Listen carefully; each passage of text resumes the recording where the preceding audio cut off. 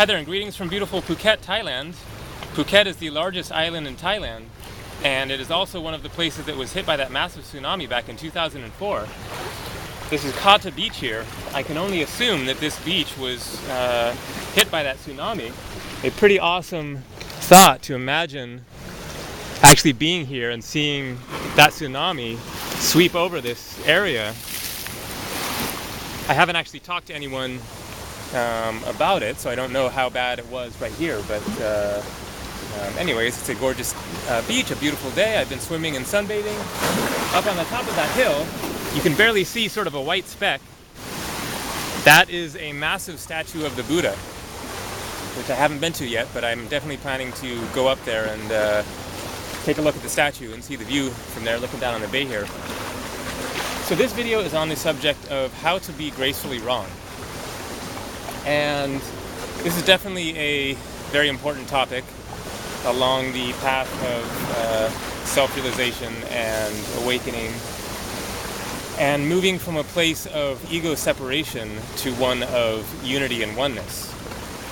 And this is obviously a sticking point for everybody to some extent in their lives of not liking to admit when they're wrong, and feeling almost as if it obliterates their self-image to have to admit that they're wrong. So people will stick to a point and defend a position beyond all reason simply because they cannot accept and admit that they're wrong on a subject. And I think it's safe to say that we've all done this. But it is incredibly freeing and a matter of just non-self-judgment and self-acceptance, and just kind of a opening up and like relaxing phenomenon to just kind of come to that realization of I don't have to be right. Being right or wrong does not make a difference in my self-confidence and my acceptance for who I am. That is not to say that one should admit that they are wrong simply because somebody is certain that you are wrong, and you don't want to be seeming as if you are stuck in a defensive mode and coming from a place of ego in defending yourself and or your position. That would be the opposite extreme of pretending to have no real viewpoint and pretending to have no ego for the sake of an image, basically, regardless of your true thoughts and feelings. So it's important to have a honest perspective and opinion about various things, and it's an important aspect of the conversation and the discussion to defend your argument if you genuinely believe that it is correct. So in saying this, I'm not saying that defending oneself is always necessarily wrong. It's one of those kind of tricky lines of just being honest with yourself as to whether you're stuck because you can't admit to being wrong versus whether you've genuinely looked deeper into this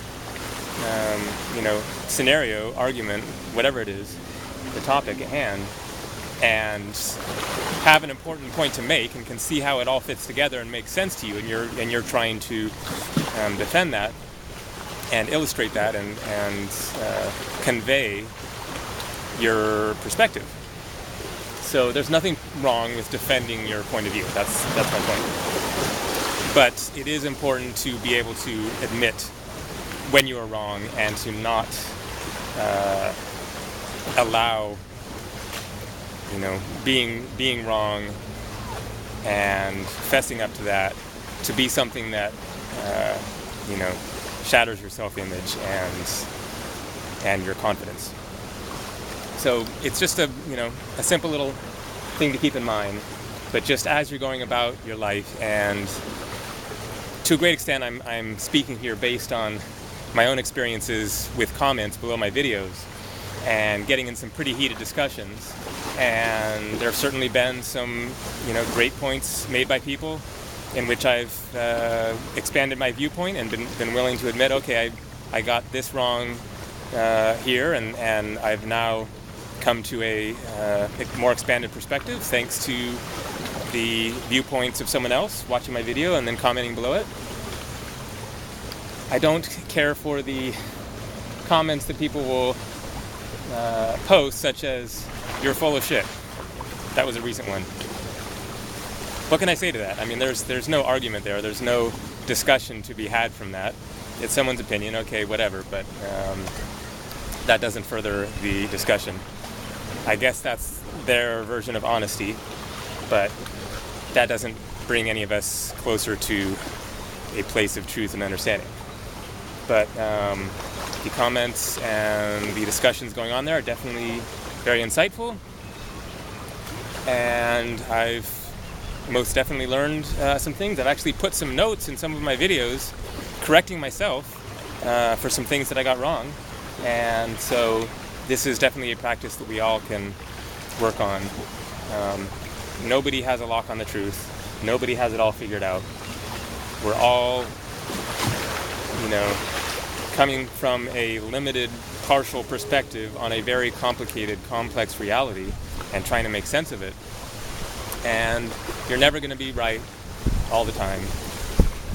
You will be wrong, and it's important to just keep that in mind as a part of the process of coming to a deeper, wider experience,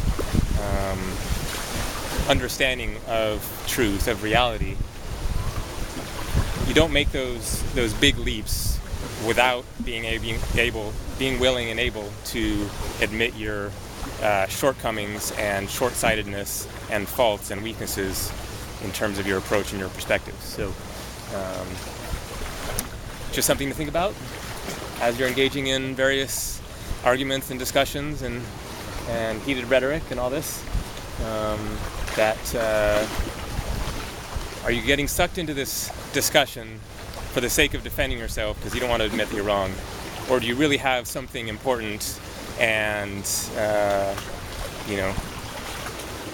deeper and more complex to explain, and that is why you are continuing with this argument, this discussion? So thanks for watching. Have a great day.